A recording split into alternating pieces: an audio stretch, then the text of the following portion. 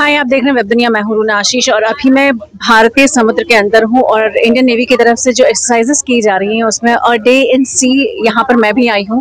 और यहाँ पर सब जगह दिखाया जाने वाला है कि जब भी हमारे भारतीय युद्धपोत अरब सागर या फिर बंगाल की खाड़ी या हिंद महासागर कहीं भी होते हैं तब किस तरीके से वो हमारे देश की रक्षा करते हैं। एक बहुत गर्वपूर्ण क्षण मेरे लिए भी है। और चलिए मैं आपको दिखाती हूँ यहाँ आसपास क्या है। ये जो आप देख रहे हैं ये मुंबई का तट है और ये जो एक वाइट बिल्डिंग, एक वाइट घर सा दिखाई दे रहा है, ये 16वीं शताब्दी में बनाया गया है। पहले यहाँ पर कई बार पायरेट्स पाए जाते थे, लेकिन अब हम इतने सक्षम हो गए हैं कि पायरेट्स को भगा दिया है यहाँ से। और अब इस सफेद से ये जो किला नुमा या एक घर नुमा एक रचना बनी है, संरचना बनी है, वो वहां से इस पूरे समुद्र पर नजर रखने की बात कही जाती है। चलिए और दूसरी चीजें भी दिखाती हूँ आपको।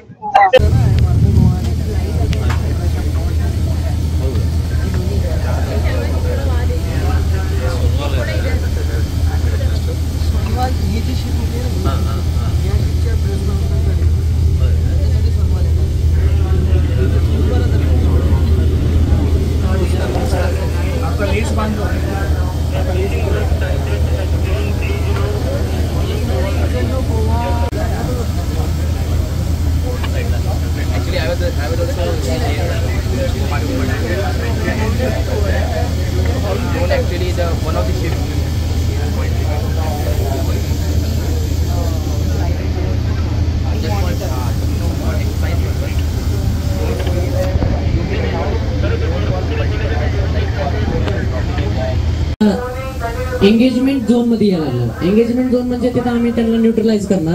आता वॉर्निंग झोन मध्ये आहे, त्यांना आम्ही छोटे छोटे वॉर्निंग शॉट्स ना त्यांना दाखवत असतो। तुम्ही बघू शकता वरी अजून एक वॉर्निंग शॉट त्यांना भेटणार आहे। जर त्यांनी हे वॉर्निंग शॉटला काय उत्तर दिलं नाही मग ते आम्ही त्यांना न्यूट्रलाइज करणार। हे नुसते फ्लेअर्स आहे वॉर्निंग शॉट, तर ह्याला काही खतरा नाही कुणालाच।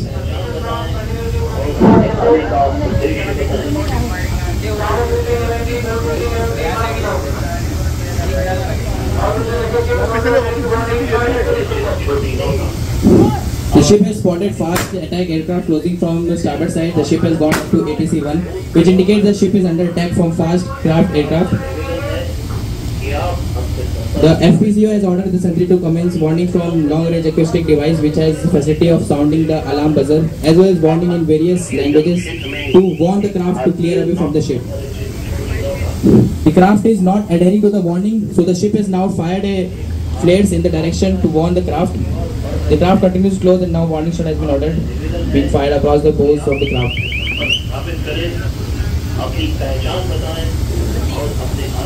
आता एअरक्राफ्ट गेलेली आहे फास्ट F5C। तुम्ही मागे बघू शकता ते आपले वॉर्निंग शॉट्सला रिस्पॉन्स करून गेलेले आहे। जर ते आमच्या एंगेजमेंट झोनच्या आतमध्ये आले असेल तर आम्ही त्यांच्यावर फायरिंग करत असतो, न्यूट्रलाइज करू शकतो। आणि आमच्याकडे अथॉरिटी आहे की आम्ही त्यांना न्यूट्रलाइज करणार का म्हणजे ती आमच्या शिपसाठी थ्रेट आहे। त्यांना आम्ही अभी जो आपने देखा वो बेसिकली वार्निंग शॉट्स दिए गए थे एक ऐसी बोट को जिसमें कि MMG म्हणजे बताया नहीं गया था रेंज मशीन गन कि वो आसपास आने वाली है। 300 यार्ड के अंदर कोई भी अगर बोट आती है तो वार्निंग साइन दिया जाता है, वार्निंग गनशॉट दिया जाता है। अगर उसकी जवाबी कार्रवाई नहीं होती है इसका मतलब है कि उसे नेस्तनाबूद किया जा सकता है। आता VBS सिस्टीम इथं आलेली आहे, ते आपल्याला सांगणार। तुम्ही त्यांचे थोडा नमुना बघू शकता की ती कसं प्रॅक्टिस करते, त्यांची ट्रेनिंग कशी असते, त्यांचे गन्स रिअल आहे। अजून एकदा सांगतो, गन्स रिअल आहे, गन्स पासून लांब राहा। तुम्ही बघू शकता आम्ही एक मेंटेन धरलेला आहे। आमचे लेफ्टनंट नितीन त्रिपाठी सर कसं सर्च करते, त्यांच्याकडे एक पिस्टल आहे, त्यांनी त्यांना पूर्ण प्रोसिजर बघा, त्यांच्याकडनं आयडेंटिफाय करणार की कोण आहे, शिपवर काय करायला लागले आहे।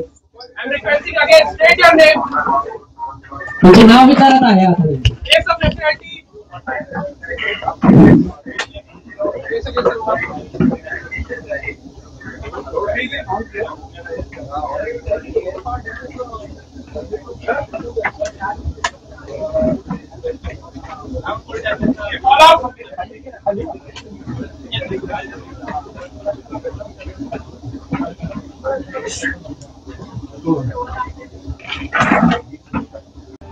और ये है हेलीकॉप्टर जो नेवी के लिए आ रहा है और हेलो ऑपरेशंस कहा जाता है, हेलो पैट कहा जाता है.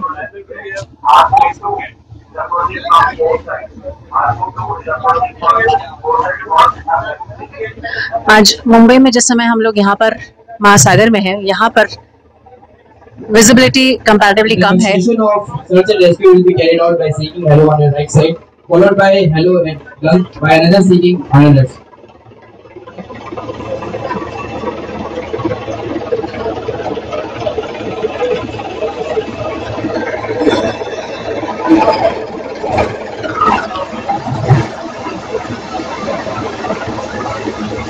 ये सर्च ऑपरेशन है और क्लोज आने की कोशिश करती हूँ.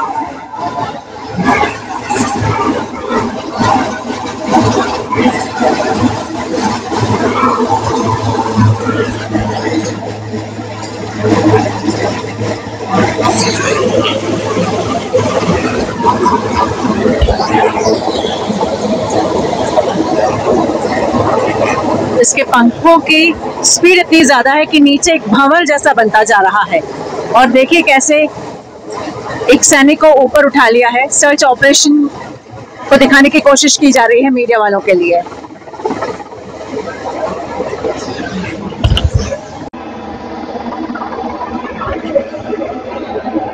ये सोनार डंप किया जा रहा है समुद्र के बीचों बीच. विजिबिलिटी की थोड़ी सी परेशानियां आ सकती है, लेकिन जस्ट ये जो हैंग किया हुआ कुछ है वो सोनार है.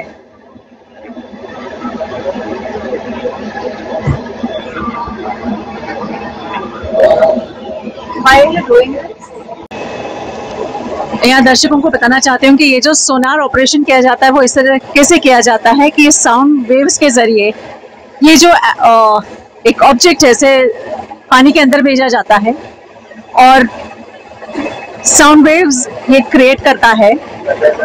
अगर कोई पनडुब्बी है या सबमरीन है तो साउंड वेव्स टकरा के वापस आती है तो समझ में आता है कि कितनी दूरी पर ये पनडुब्बी को छिपाया गया है या पनडुब्बी स्थित है. और इस तरीके से न सिर्फ हवा में पानी पर बल्कि पानी के अंदर भी भारतीय नेवी जो है हमारे देश की रक्षा कर रही है.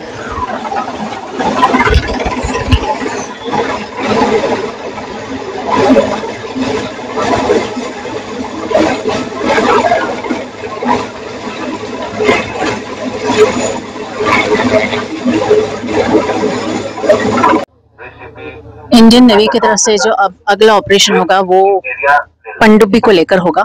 और ये जो एक काला सा स्पॉट आपको दिखाई दे रहा है ये बेसिकली पनडुब्बी है जो ऑपरेशन के लिए एक प्रेजेंटेशन के हिसाब से पनडुब्बी को बाहर बुलाया गया है और कैसे पनडुब्बियों से भारतीय नौसेना दल निपटता है ये दिखाने के लिए बुलाया गया है. आपको दिखाती हूँ कितना दूर है. वैसे इतना दूर है कि शायद मोबाइल से दिखाना मुश्किल है, लेकिन फिर भी कोशिश तो कर ही रही हूँ.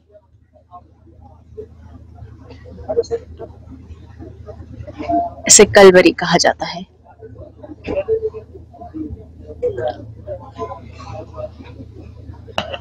ये जो सबमरीन आप देख रहे हैं ये कहा जाता है कि जब तक 30 से 50 मीटर तक की गहराई नहीं हो तब तक सबमरीन अंदर नहीं जाती है, पानी में नहीं समाती है. जब इतनी गहराई हो जाती है तभी वो सबमरीन मर्ज होती है, अन्यथा उसे यूं ही सतह पर तैरना होता है. ये भारतीय सबमरीन है. आप झंडा अगर देख सकते हैं तो कोशिश करती हूँ. ये देखिए जो चमक रहा है वो भारत का झंडा है.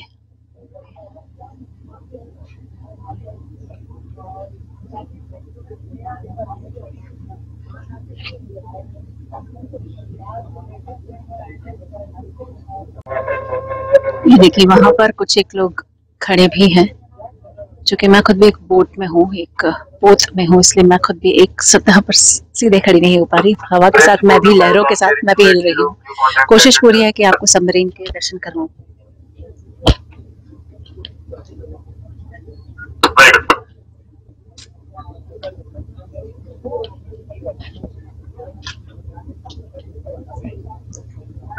वहाँ कुछ लोग बाहर भी है, देखिए हमारे पताका के नीचे भी कुछ लोग बैठे हैं।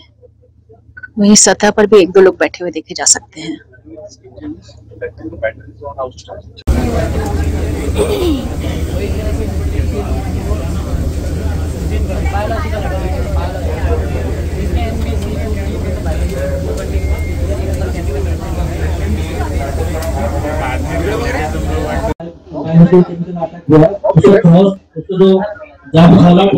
उसका क्रॉस हो गया है। उसके बाद जो मॉनिटरिंग टीम है उसका एक्शन है वो अभी डेमोस्ट्रेट करके दिखाएंगे।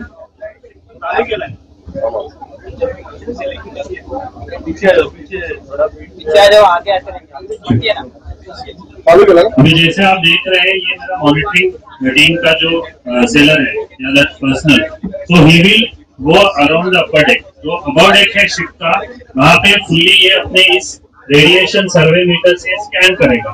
तो सेम वे हमारे पास केमिकल अटैक के बाद केमिकल कंपोनेंट्स को टेस्ट करने के लिए वी हैव ए कैंप्रो अदर डिवाइस। तो इन डिवाइसेस को या सर्वे मीटर्स को या इंस्ट्रूमेंट्स को यूज करके वो पूरे शिप के अपर डेक में दो टीम में बैठ के दें स्कैन।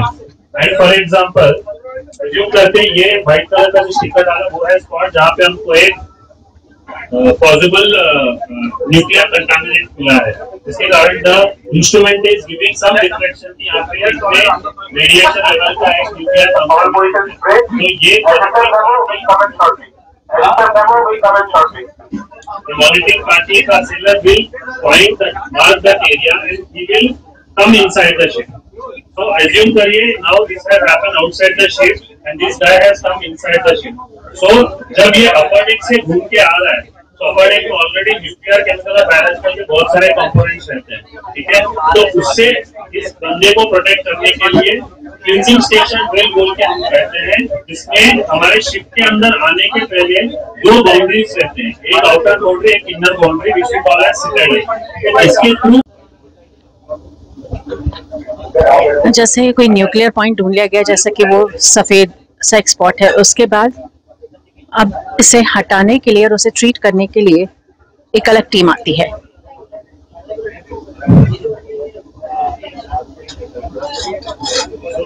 तो ये अभी जो देख रहे हैं ये स्क्रब से वो इसको पील ऑफ करेगा। देन इस DS2 सॉल्यूशन में वी हैव एक decontamination solution which is supplied by our research organisation. तो उससे इसको स्क्रब करके क्लीन करेगा एंड उसके बाद बाय चांस अगर कोई मटेरियल लेफ्ट ओवर है he will carry it with him in a disposable and then throw it off. इस तरह से जो कंटामिनेंट जो एक्यूमुलेट हुआ है शिप पे उसको हम डिकंटामिनेशन करते हैं। तो this entire procedure we call as remonitoring and डिकंटामिनेशन।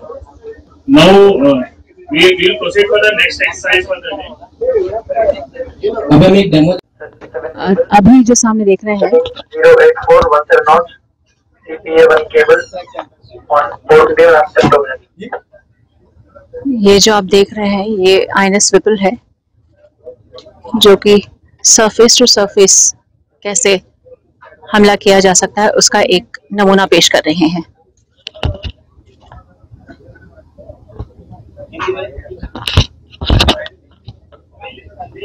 बहुत तेजी से ये हमारे INS व्यास की तरफ आ रही है। इसकी स्पीड बहुत ज्यादा है। INS vessel will pass at 1.5 cables and will fire red and green flares above each ship from its port side. You can witness the demonstration on your left side.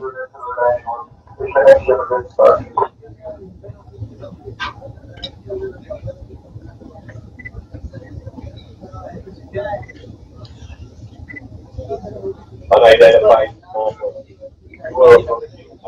naval warship. That's very important. When you establish communication, but it just goes no problem.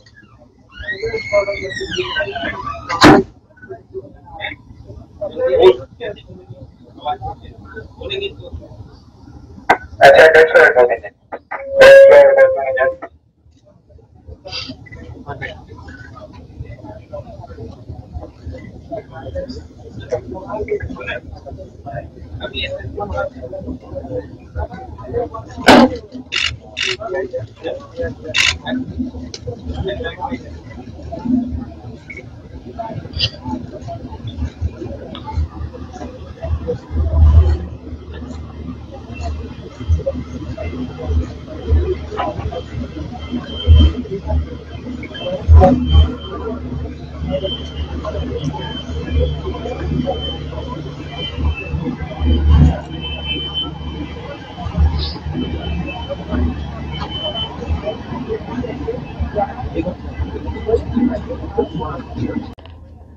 अभी ये जो ship पर आप देख रहे हैं, ये सारे ही लोग जो हैं, ये सामने वाली ये जो शिप है, चलिए दिखाने की कोशिश करती हूँ, क्लोज लेती हूँ।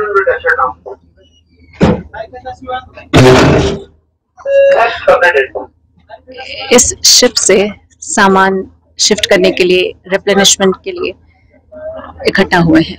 बीच में एक ब्रिज जैसा कुछ बनाया जाएगा और फिर सामान का लेन देन होगा।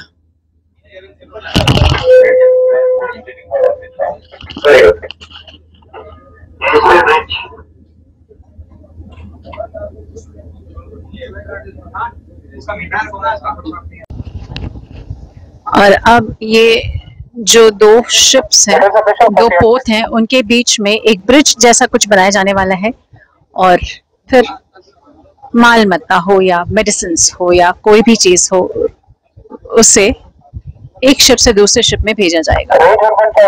और ये ग्रीन जो हरा झंडा या पताका फहराई है, वो देखिए। आगे एक और चीज दिखाने की कोशिश करती हूँ, ये देखिए, और वो है शिप जहां से चीजें आने बाकी है। ये जो आप अगर ये जो देख रहे हैं, ऑरेंज कलर पहने हुए कुछ शख्स हैं, ये कहा जा रहा है कि ये एनडीए के स्टूडेंट्स हैं, एनडीए के कैडेट्स हैं, और वो इस शिप पर सामान लाना ले जाने का काम करने वाले हैं। और ये है वो शिप जिसमें हम खड़े हैं।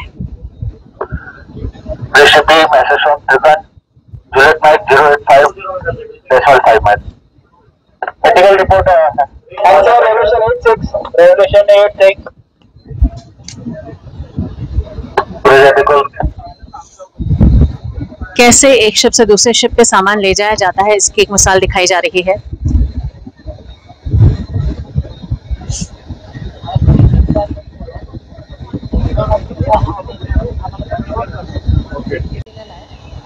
जो अलग अलग शिप्स हैं, उन दोनों को एक ही स्पीड पर लाया जाएगा। जैसे हाल फिलहाल मेरी शिप जो है वो थोड़ी पीछे है और ये शिप थोड़ी आगे चल रही है। धीरे धीरे इनको एक ही साथ लाया जाएगा और फिर सामान इधर से उधर किया जाएगा। फिर सामान कुछ भी हो सकता है, वो मेडिकल इक्विपमेंट्स हो सकते हैं या फिर घायल को लाना ले जाना, किसी भी तरीके का सामान हो सकता है। ये देखिए INS त्रिखंड जो है, यहाँ से ये देखिए रस्सियां इधर आई हैं। ये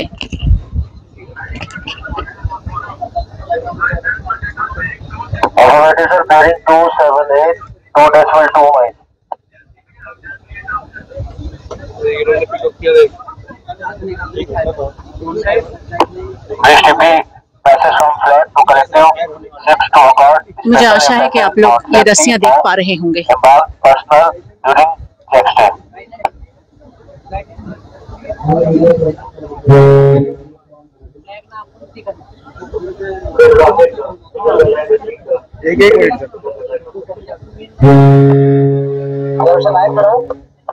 अब दोनों ही शिप एक ही स्पीड पर चल रही हैं।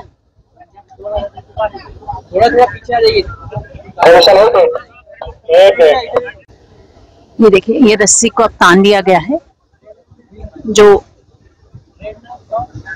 आईएनएस त्रिखंड से यहाँ तक आ रही है।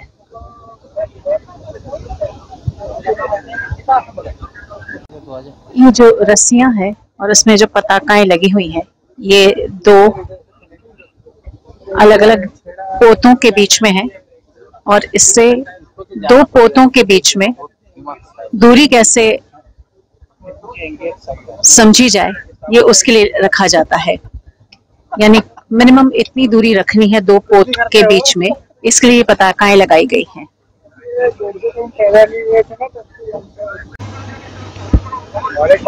ये डॉनियर विमान है जो हमारे ऊपर से गया था अभी, और अभी ये जो सप्लाई के लिए रस्सियां लगाई जा रही हैं, वो तैयारियां की जा रही हैं।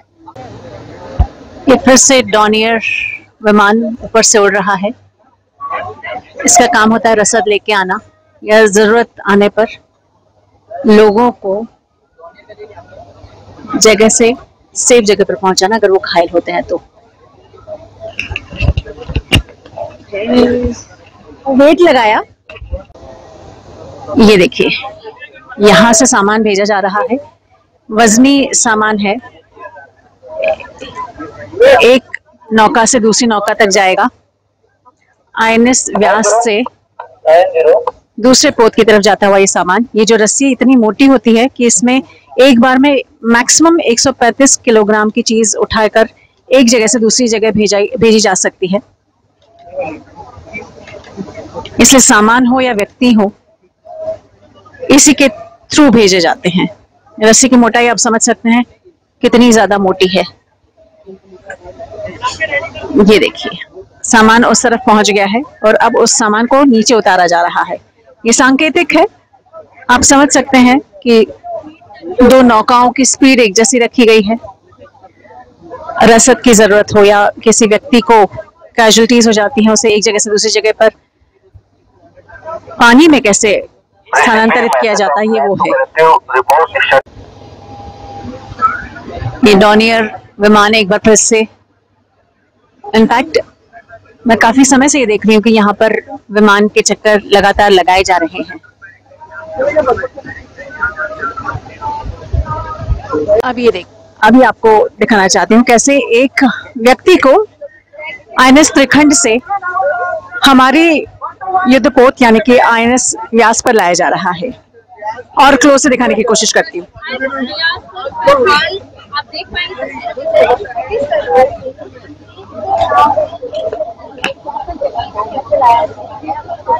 वैसे इस युद्ध अभ्यास को क्या कहा जाए, इसे देखने के लिए एनडीए के स्टूडेंट्स भी मौजूद हैं, कैडेट्स। आगे चल के इन्हें भी तो यही सब करना होगा, तो क्यों ना अभ्यास अभी से शुरू कर दिया जाए। ये देखिए, अब इस ओर पहुंच भी गए और मुझे लगता है कुछ 20 से 30 सेकंड के अंदर एक व्यक्ति को दूसरे जगह पर पहुंचाया गया है। 0182 मुंबई and Brahmaputra at 092.3.21. 018 और 081. अभी कोशिश है कि ये देखिए, ये आईएनएस यानी मेरा जो आईएनएस व्यास है वहां से सामने की तरफ भेजे जा रहे हैं, एक और शख्स को भेजा जा रहा है आईएनएस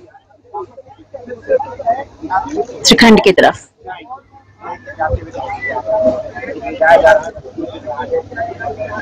उनको लाइफ जैकेट प्रॉपरली पहनाकर भेजा जा रहा है।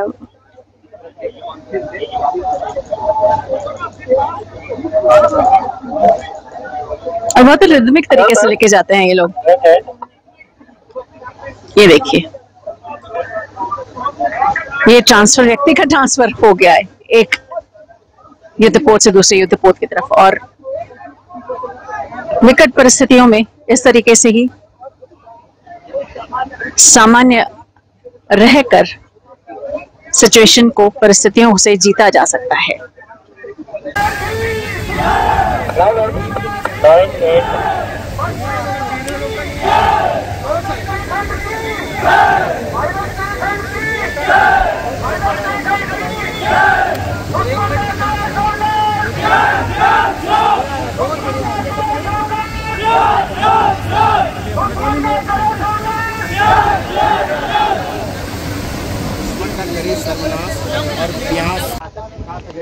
ये जो अभी आपने देखा है, ये नारा उद्घोष जो हो रहा था वो बेसिकली इसलिए हो रहा था क्योंकि इन दोनों ही युद्धपोतों ने सही समय पे अपना काम खत्म कर लिया और एक दूसरे को धन्यवाद करने की एक कोशिश थी और एक दूसरे के प्रति अपना आभार व्यक्त करना, ऐसा कुछ था। जहां पर आईएनएस त्रिकंड के लिए उद्घोष हो रहा था तो वहीं आईएनएस व्यास के लिए भी उद्घोष किया जा रहा था। अब देखिए धीरे धीरे दोनों ही नौकाएं आपस से दूर होती जा रही हैं और दोनों की स्पीड भी अलग हो चुकी है। हम बहुत आगे बढ़ रहे हैं और आईएनएस त्रिकंड कहीं और जा रही है।